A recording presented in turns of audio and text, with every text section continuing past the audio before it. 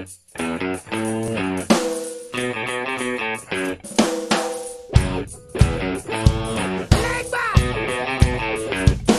it.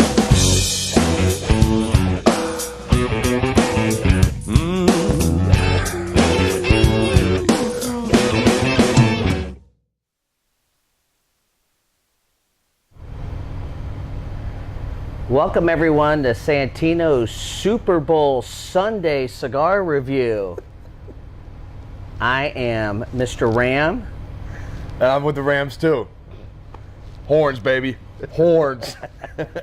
Hey, welcome back, guys. Today we're diving in with Karen Berger. We're going after this K Habano. We're both doing the Toro today. We're gonna break these down a little bit. Mike's gonna tell us what they're made of, and then we're gonna cut into these things and get the thing going.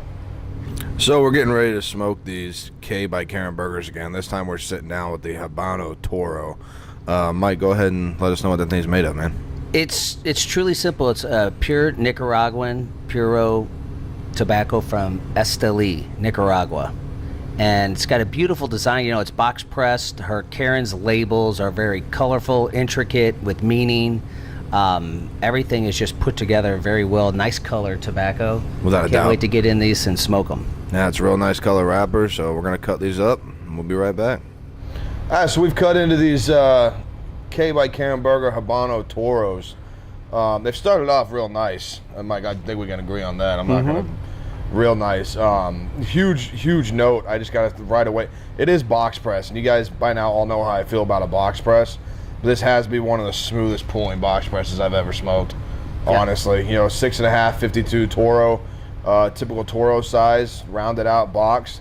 Now, Mike, what are some taste notes, man? Go ahead and how's it feeling? I mean, I just have to say to the people watching this, I'm most excited about this cigar. This has probably been one of the best cigars for me in a long time, and I'm not just saying that. You know, folks, when a lot of you have smoked a lot of cigars, and you know when you first cut them and light them, you're getting sometimes the ends of that tobacco. That's what you're smoking for that first 1/2 to 3/4 of an inch, and sometimes, most oftentimes, it's bitter, it's spicy. It's not the taste you're going to taste with the other 95% of the cigar, and so a lot of times you just have to get past that. It's not true with this. Right. I lit this thing up and it just was smooth as silk, and that's what impressed me about it. And I can't wait because we're going to have Karen Berger here in the store. Yep. When is that, Mark? End of March, beginning of April. There will be a Karen Berger Don Kiki cigar event, but folks, we'll keep diving into this. This is just fabulous. Yeah, I have to agree. Like you said, with the flavor, when it starts right away, you guys know I don't like to use those typical terms that everyone throws around, earth, leather, blah, blah, blah, blah, blah, blah. But this thing, immediately when you lit it, even on the cold draw, had a very typical of a Habano. It really had that leather face kind of feel to it, but with that real deep oaky resonating scent, you know, right away. I joke all the time, you know, when you get something new that's leather and you can smell it, and there's some weirdo that's licked that taste. That's what I'm talking about. And you know, a little background real quick. I know we don't always delve into this on every episode, but I have such a fondness for Karen Berger. That a little background story, you know, her husband Don Kiki had the farm in Nicaragua and needed an organ transplant. They couldn't find one, and lo and behold, his wife Karen was a donor. Yep. And gave it to him, and he ended up living quite a bit longer, but unfortunately did pass away, and she's taken over the reins, and she is not second fiddle to anyone in this business. Right. A woman or not, she knows her business inside and out. And that's one of the cool things about the K is what the K is, you know, she's handling Don Kiki Cigars. Don Kiki has Don Kiki. Everyone knows Don Kiki. There's no disagreement there. So the K was her first blend, her first initial release by herself to do it herself. And I mean, I gotta say, you know, we're getting about an inch into these things, and your typical Habano flavors, especially being an estily grown wrapper leaf, there's no spice.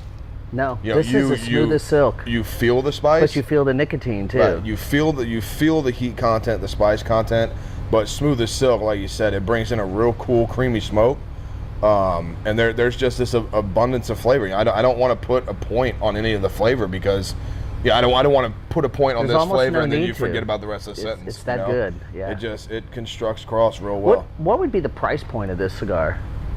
These guys sit here at $8.50. Yeah, so they're doing well. And there are 10 count boxes, so for people that don't like to spend a lot of money because you have to buy 20, 25 cigars in a box, this is a great deal. It keeps costs down, and there's only 10 count box. But all right, we're gonna move on and keep smoking these. Yeah, we'll get into these a little more, and we'll come back for our try buy and deny. All right, this is like the halftime show at the Super Bowl. This is the try, buy, or deny portion of our show, and we're gonna tell you why. All right, I'm gonna kick this one off. All right. you get it. It's a buy. I don't really have anything else to really say about it.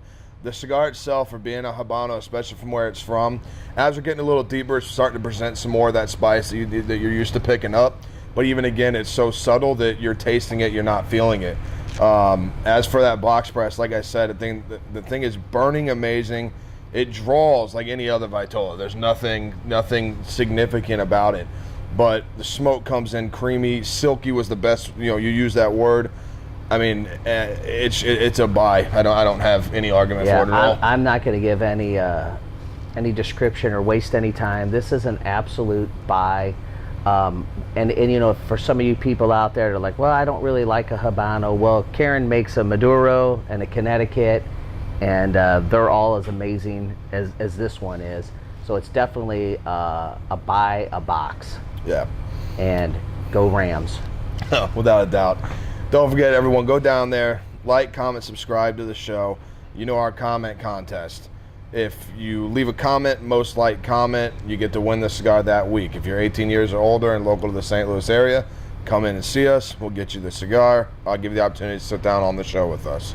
And remember, join our newsletter too, and you'll hear Marc's latest update on confirming the date of when Karen Berger will be here at Santino's in March.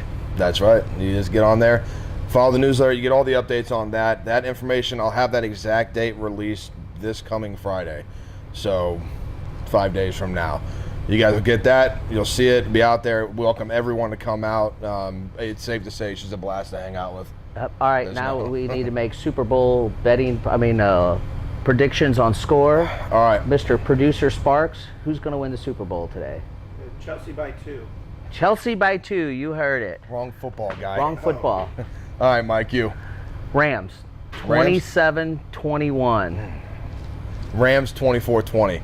And it's going to be a touchdown drive by the Rams.